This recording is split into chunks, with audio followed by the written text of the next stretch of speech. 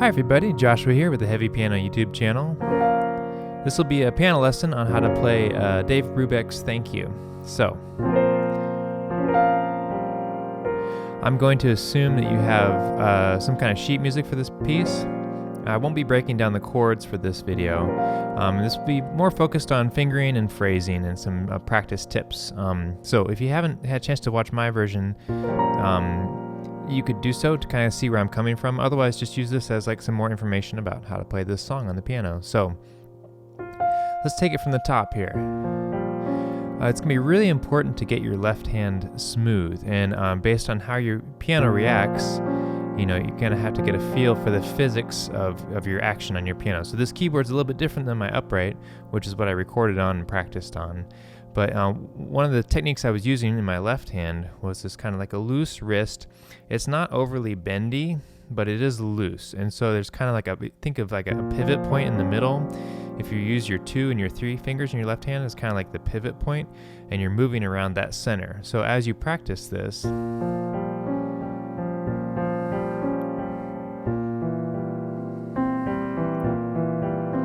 and see, I even have to readjust to my keyboard.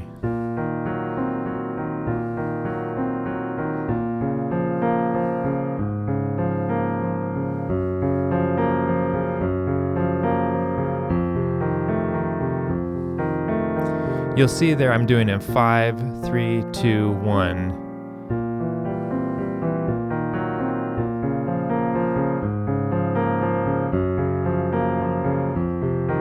Even when the chords spread out more, that fits my hand pretty well.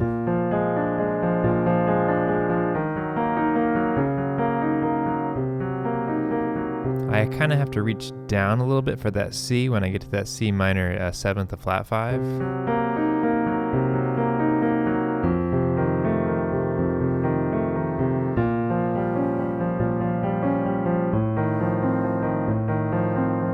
Yeah, so I think I can use that fingering through this whole first part.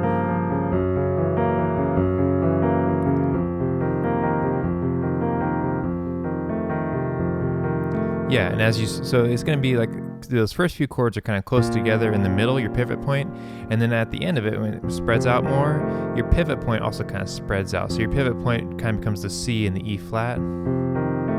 So I'm kind of like moving around that left and right. It's just changing the physical nature of your left hand just ever so slightly. Something to think about to kind of get that smooth. Practice with metronome. You can also practice, like light staccato to kind of get the feeling of the lightness of the motion that you're going to need to eventually play it up at tempo. So let's see, putting the right hand in over that. So the right hand melody.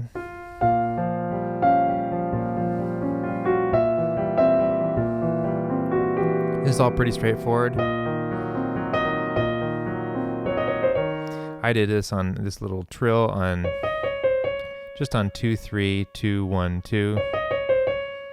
And then because I'm on 2, maybe switching to 3 to get ready for that arpeggio. Let's see, I'm gonna do that without talking.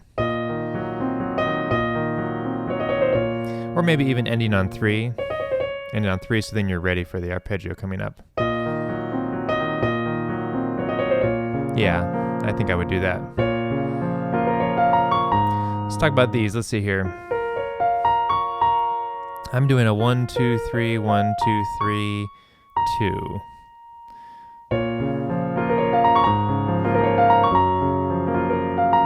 Maybe even going 2, 4 at the top.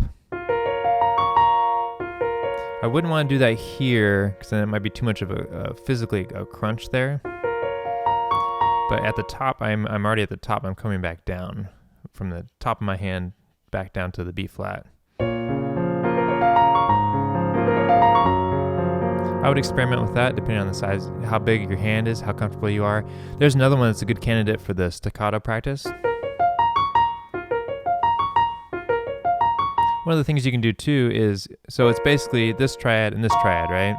So just kind of practice going back and forth between those two triads. Making sure that that transition is as smooth as you can make it.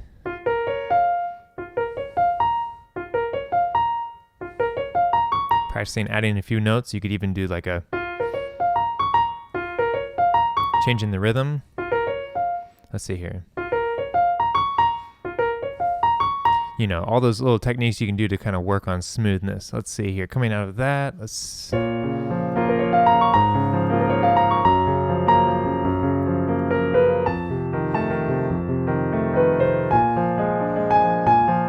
So there, because I'm coming from B flat natural C, playing that with my 5, and then maybe switching to a 4. Let's see here, coming from the F7. So getting my hand into place for that next trill on the G flat.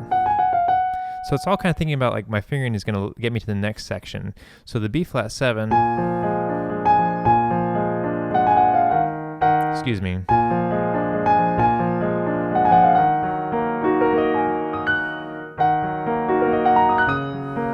So then we have our 7 pattern. So we want to line up all of our fingering to put our hands in a place to where our next grouping of notes will be ready for it.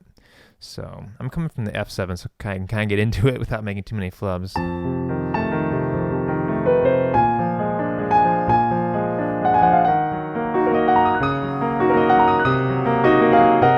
So and then in my music, I have a fortissimo there on that E flat, landing on that C minor 7 flat 5.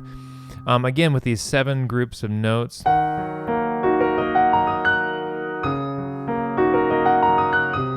I'm using a 1, 2, 4, 1, 2, 4, 5, 4 fingering for me. Let's see here. You could try the 3 as well.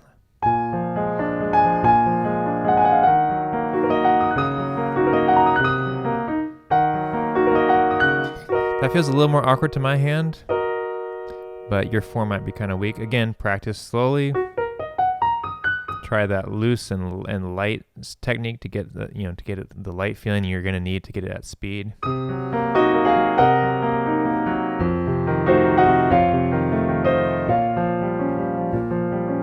We have a diminuendo coming out of this.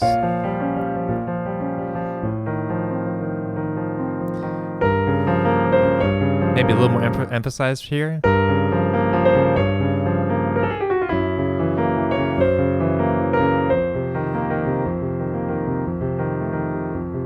So our first phrase ends there, right? So coming out of the G minor 7 flat 5. I started this run on 4, 4, 3, 2, 1, 3, 2, 1. So I ended on my thumb.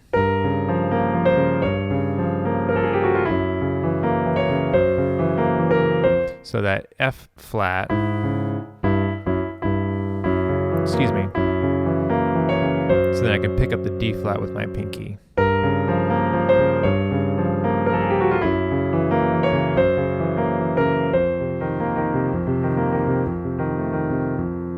So I think that's all of kind of the first page. Let me continue talking. That's about our second page. Kind of follows the same ideas there. Thinking of the pivot point with the left hand pattern. There is one moment after, so you have those the E flat minor runs. I can't. Of course, I can't do them very well on my keyboard.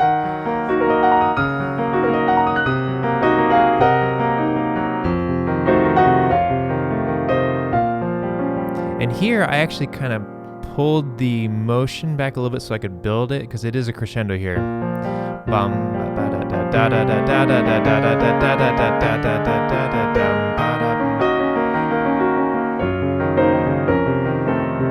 Then coming out of that, we'll get into the swing 8. So there,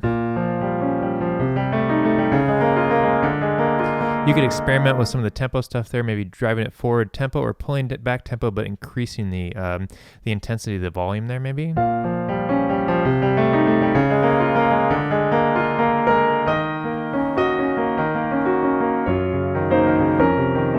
Bam, ba, think about how you want to play that. Repeated notes are always, like, psychologically, you can think of like how it's repeated and how it's going to sound. Even at the beginning,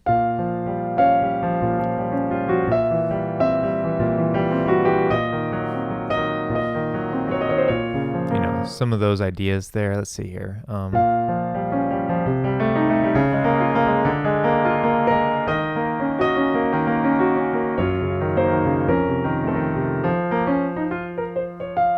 coming out of that into those swung eighths. It's a really abrupt switch of tempo and feeling. I'm fingering that thumb on the B flat, 2, 3, thumb again, 2, thumb, 2. You could also do a 2 crossover.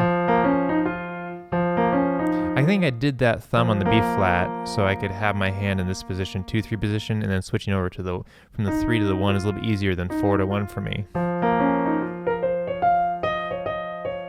You could try both. Here's with the 2, 3, 4. So I would try both of those and see what fits your hand better. Let's see here, going into the straight 8th section.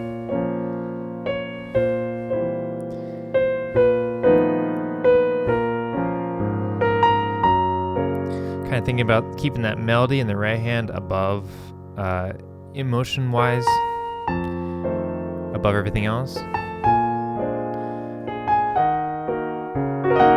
This is really big right there. In my music, I do have that C held. However, it's a little bit awkward for me, so I do hold it with the pedal. It's also easier for me to emphasize that second beat on the kind of making that bum ba, make it really emphasized. Same thing here. I can do it. I can hold that one a little more easily with my hand, a little easier with my hand.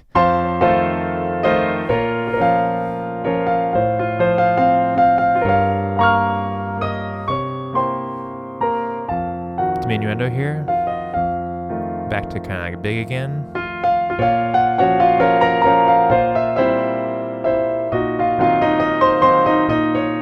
There's a jump that I had to practice a few times. The E flat to C. Just practice that slowly back and forth, keeping your octave kind of relaxed. So when you're playing the octave, you need a little bit of strength in your hand, but then in between, keep it relaxed, and then it can be strong again. So just find those moments where you can release your tension and relax. It's a very minor change, and it's just it's more just like the thought of changing active, relaxed, active, relaxed, active between that jump. I find that's very helpful for me to avoid tension.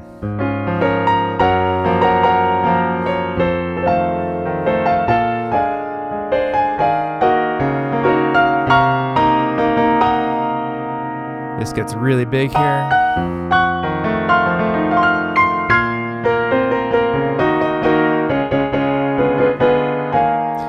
For me, I really liked to pull that back.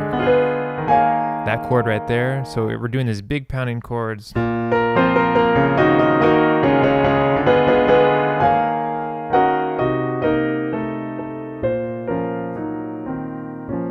and you could even like bring a little bit of finality to that cadence right there. Let's talk about the coda and the ending. So we've played back through the melody after we've improvised or whatever. Let's see here. So we have these runs again.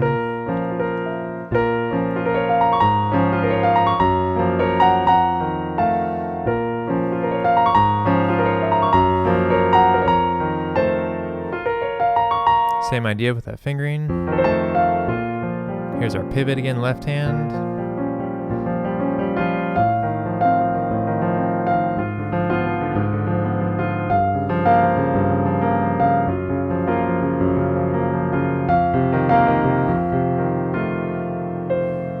I think I really took a lot of time between that. You can think of it in terms of after the 4 runs of 6s, we have a fortissimo. Bringing the energy back here. We're transitioning out of those runs into the triplet feel again.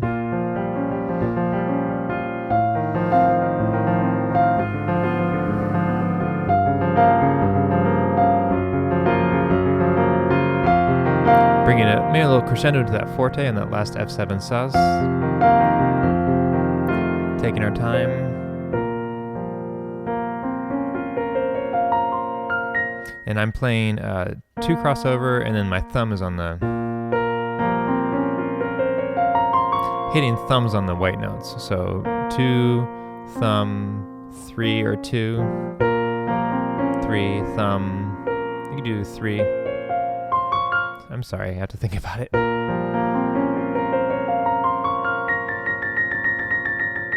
For that B flat A natural, real loose wrist will be helpful to keep it light. And then you got that B flat on the top there.